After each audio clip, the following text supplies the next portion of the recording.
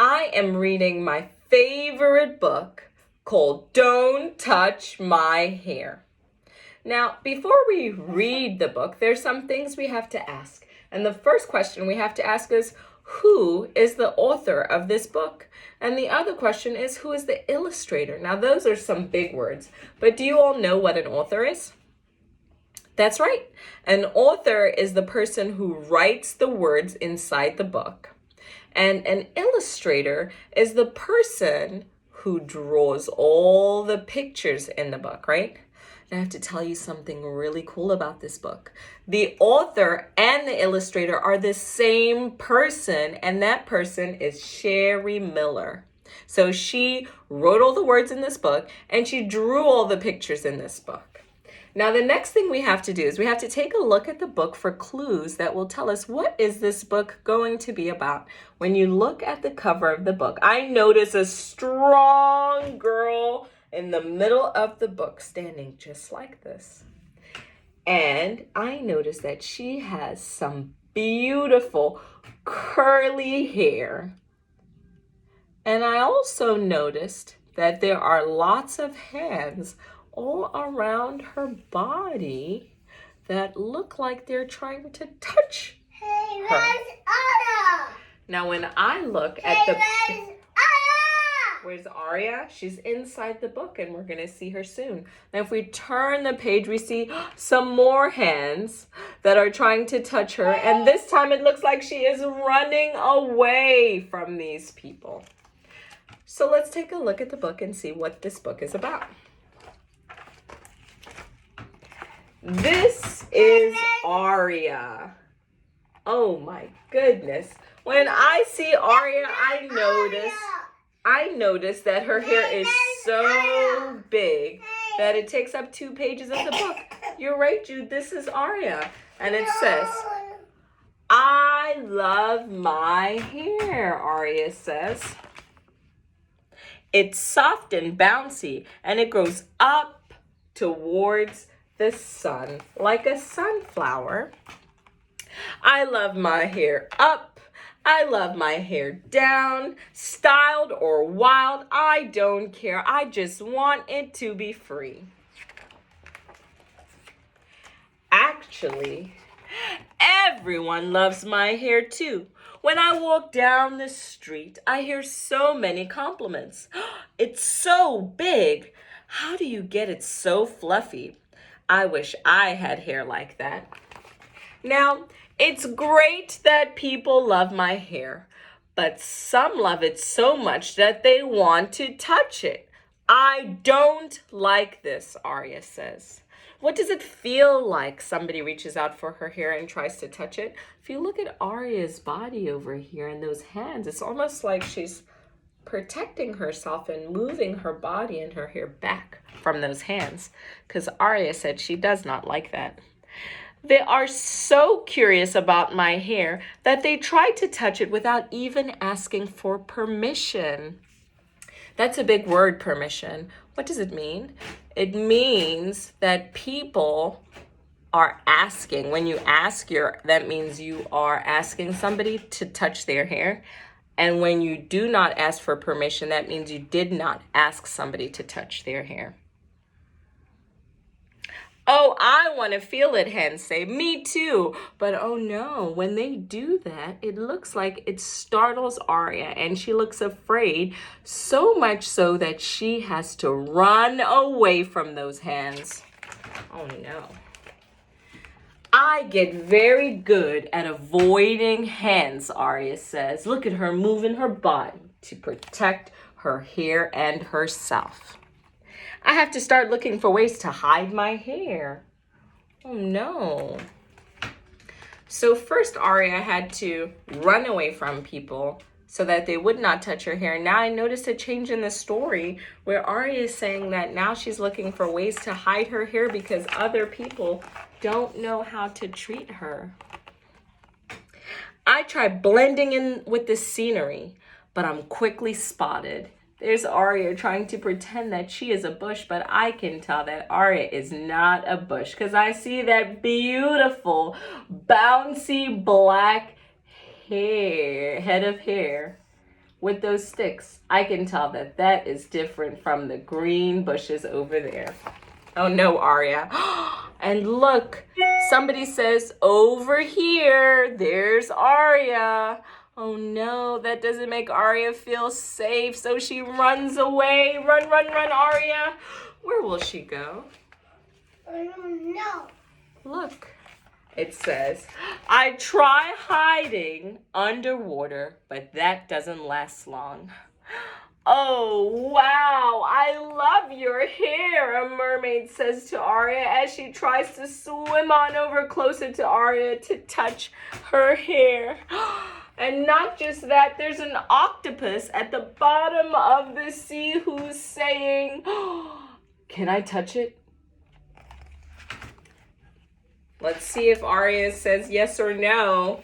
Looks like Aria didn't even wait to answer. She decided that she was going somewhere else.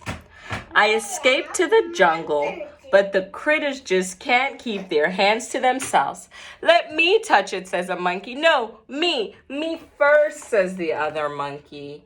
And I can see that Aria is still protecting her hair as she moves around the jungle to get away from even the critters.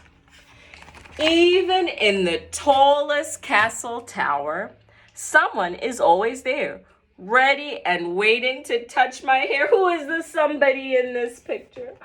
Why, it's the dragon. And the dragon says, girl, your hair is so fierce. But I noticed something. Look at Aria's body. Aria has a strong body that says stop with her hands.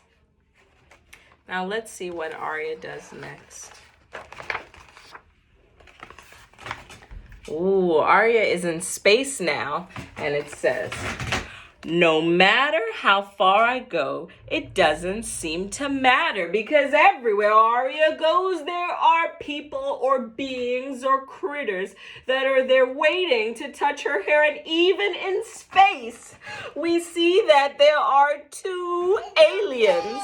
It's okay, Ari. Aw, Jude says, it's okay, Aria. We're going to get you somewhere safe. It says, how do you get your hair so big, even under that helmet?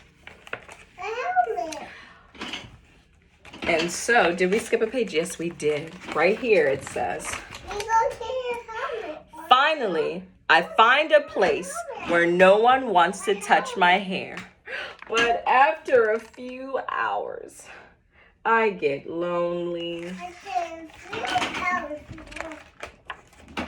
I decide to go back home. Do you see Aria coming back home on the boat from the lonely island? Back here. And let's see what's going to happen. I try my best to ignore the attention, but as a hand sinks into my hair, I decide I can't take it anymore. As that hand went into Aria's hair, somebody was saying, wow, it looks so soft. And that person who touched her hair said, oh, it is so soft, but look at Aria's face. I don't think she's happy about this. Let's see what Aria does. Oh my goodness, look at Aria's face, and her body looks like it is shaking and moving, and her eyes are closed and her mouth is open wide. And she says, that's enough. Don't touch my hair. Aria has a very strong body as she says that. And I believe that everybody heard Aria. Look at their faces. Aria says, this is my hair. It is great that you love it. I love it too. But please just look and don't touch without my permission.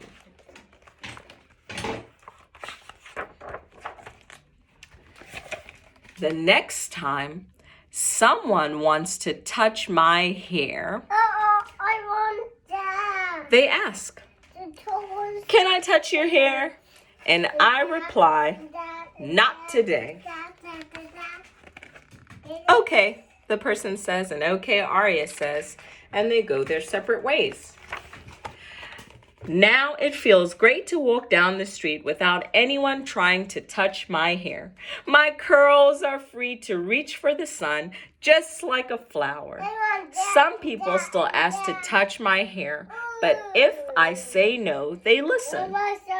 "How are you today?" they say. "Hello, Aria." But if you ask nicely, sometimes I say yes. And over here, Aria has given one person permission to touch her hair, and she is smiling about it, and so are they. My friends, this is the end of the book called Don't Touch My Hair. And you know what? I especially love this book because as somebody who spends a lot of time in the classrooms with teachers and friends, sometimes friends like to touch my hair, but I do not like it if you touch my hair without asking for permission. And sometimes I might say yes, and many times I actually say no. So I love to especially read this book to friends so that they understand that they have to ask, just like you would ask somebody before you touch, their fingers or their body or something. And I know because sometimes people have or are wearing such really cool things like a cool watch or something. And I might say, "Ooh, man, please touch your watch." And sometimes they'll say yes and sometimes they'll say no. But my hair and Aria's hair is not something like an object on somebody's body. It's actually part of who I am and it's part of my body. So just like you would not touch my body, please don't touch my hair. And this isn't just for me, this is for a lot of people.